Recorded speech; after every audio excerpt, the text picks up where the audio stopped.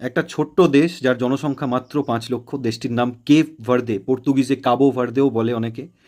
সেই দেশটা আজকে স্পেনের মতো একটা দলকে আটকে দিল, গোল করতে দিল না।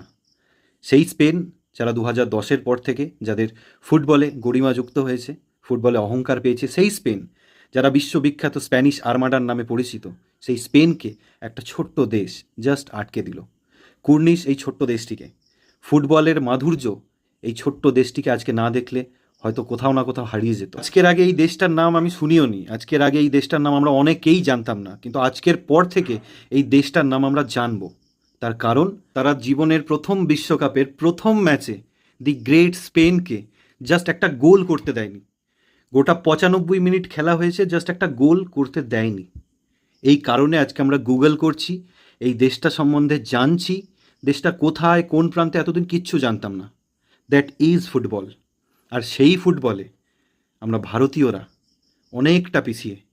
প্রত্যেক বছর, প্রত্যেক 4 বছর অন্তর বিশ্বকাপ আসে, আর আমরা হাহুতাশ করি যে আমাদের এত বড় দেশ, তবু আমরা একটা 11 জনের, একটা 22 জনের একটা টিম খাড়া করতে পারি না।